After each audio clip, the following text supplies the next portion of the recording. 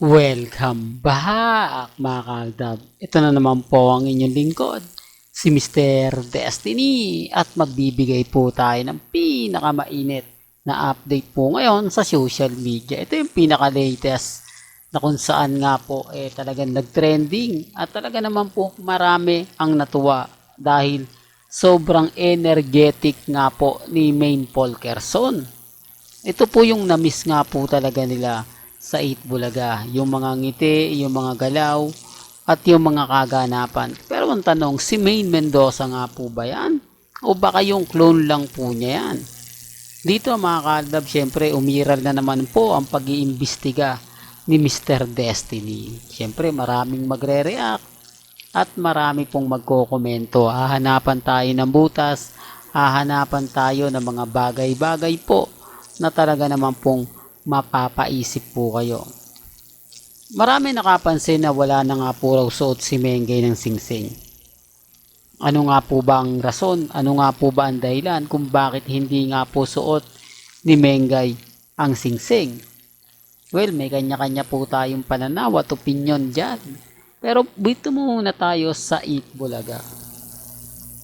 Balikan po natin na isa po ito sa nakakatuwa dahil nangingibabaw na naman po sa social media ang pangalan ni Mengay at ni Alden Richards. Laging nagkakataon na kapag nag-trending si Mengay, laging pumapangalawa si Richard Polkerson.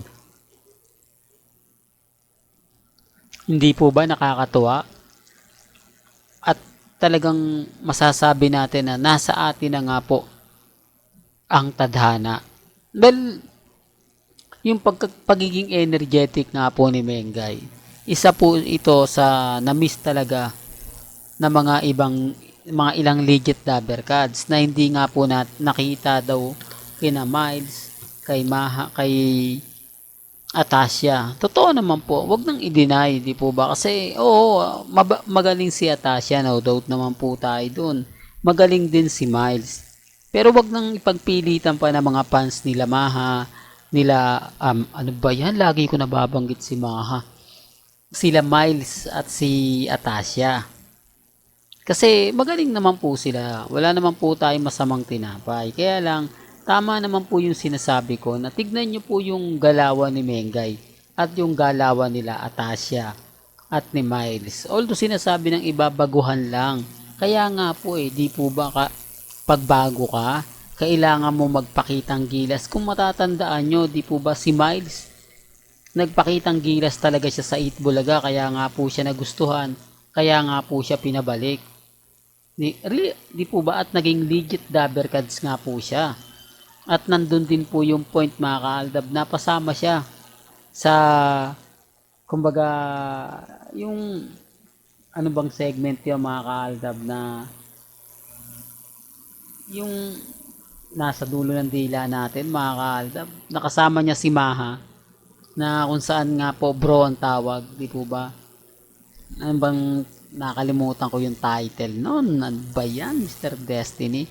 Talagang nagiging ulyanin ka na. Pasensya na po kayo mga kaaldab, kasi pagka may mga point na talagang nakakaligtaan po natin yung mga bagay-bagay na babalikan. Pero kapag nakita natin, mas madali na natin naiintindihan. Ito yung sinasabi ko na magaling po talaga. Kaya lang, hindi sila umuubra sa galaw ni Mengay. Kasi si Mengay, sabi ko nga, walang takot. Kumbaga, yung pagkaka-energetic niya, dadali niya doon sa gusto niyang gawin. Yung talagang makukwela ka. Hindi katulad na nila Atasha at ni Miley. Siyempre, kumbaga baguhan pa lang hindi pa gaanong, kumbaga takot pa gumawa ng mga bagay-bagay. Pero sabi nga po nila, pag hindi mo kasi sinubukan, hindi mo malalaman kung kaya mo bang gawin o hindi. Sa punto na yan, takot po sumubok sila Miles kasi bago po sila. Hindi po katulad ni Mengay na kahit po saang anggulo tignan, kahit alam niya na yung iba hindi nagugustuhan, ginagawa niya pa rin po. Yan ang karisma ng isang Main Mendoza. Tulad ngayon, nag-trending po yung 8 Bulaga. Viral na naman po sila. Tapos sasabihin nila, Okay na yan. Kahit wala si Mengay, kahit hindi na siya pumunta, ano naman yung Eat Bulaga eh. Tapos ngayon, ito yung mga, ano eh, yung tipong nagagalit kay Mengay, pero pag nakita nila sa Eat Bulaga, masaya sila. Yung tipong, okay na, pag wala, ganto ganyan. Yung tipong, sinasabi nila, pero sa puso nila, dapat nandyan si Mengay eh. Dapat hindi siya nagbabakasyon kasi kailangan siya sa Eat Bulaga. Yung mga salitang kanto na kumbaga sasaktan pero sa bandang huli papabor naman po.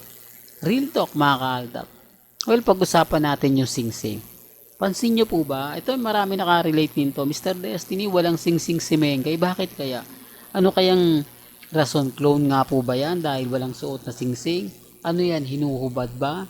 Di po ba kadalasan na nga po suot-suot ni Mengay ang sing-sing? Bakit ganon? Kahit sa atin Greece, sa Europe, hindi suot ni Mengay yung sing-sing. Anong ibig niya sabihin? Anong ibig iparamdam ni Mengay? Yan po yung mapapaisip po kayo. Kasi isa lang po yung sing-sing. Siguro mga kaaldab, may mga bagay-bagay po na suot siya ni clone o kaya suot ng tunay na Main Mendoza. Kaya nga sabi ko sa inyo, titignan nyo po mga kaaldab yung mga bagay-bagay na mahirap nga po talagang ipaliwanag, mahirap nga po talagang idikdik, pero kahit papaano napapaisip ko sila, kahit papaano nakikita nila kung sino nga po ba talaga ang nagsasabi ng totoo at nagsasabi ng fake news. Hindi po ba? Sabi ko, fresh na fresh talaga si Mengay. Lalo na po kapag nakikita yung aura niya. Kaya sino nga po ba yung hindi nakakamiss kay Mengay? Mapakulon man yan o hindi, basta't naandyan si Mengay, masaya ang ilang legit dabber cards. Na sinasabi ko naman po yung totoo, na kumbaga binibigay ko naman. Ang problema lang po, may mga bagay-bagay na mahirap ipangkumbinsi, mahirap sabihin, mahirap ipaliwanag, pero andun yung point eh. Andun yung point na tama ka Mr. Destiny, kasi kahit anong gawin natin, kahit anong paliwanag natin, talagang hindi nila ganito, hindi nila ganon. Remind ko lang po at paulit-ulit kong pinapaliwanag sa mga ayaw pong maniwala, sa mga bitter po sa channel natin. Nakikita nyo naman po ba, di po ba? Tama yung mga ina-update natin. Sinabi natin si Mengay nasa Eat Bulaga, sapul naman po, di po ba? Nasa Eat Bulaga naman po siya. Bakit ganon? Akala ko ba tinanggal na siya? Akala ko ba suspendido siya? Sabi ng GMA ng Eat Bulaga Management, hindi pwede munang mawala si Mengay. Una sa lahat, wala siyang kapalit. Pangalawa, walang tatayong Main Mendoza sa katauhan niya. Hindi naman pwede si Miles, hindi naman pwede si Atasha. At wala pong sikat na sikat sa ABS-CBN. Para lang klaro, walang sikat na sikat sa ABS-CBN, sa TV5 na makokontra sa ABS-CBN. Showtime yun di po ba? ABS-CBN din yun.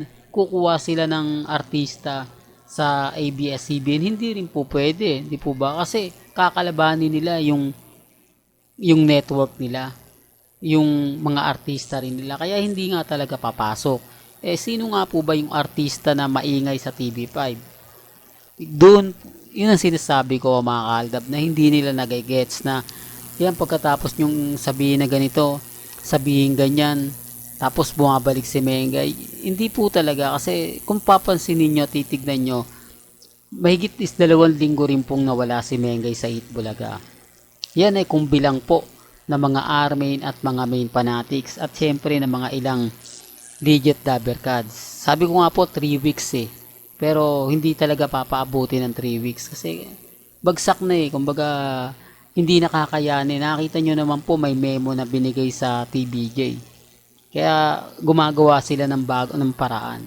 Tapos nakita nyo agad-agad pagpasok ni Mengay sa kita nyo sa Facebook Live, sa YouTube, may kita nyo yung reaksyon ng mga main fanatics, tsaka yung mga sabi nila, welcome back Mengay.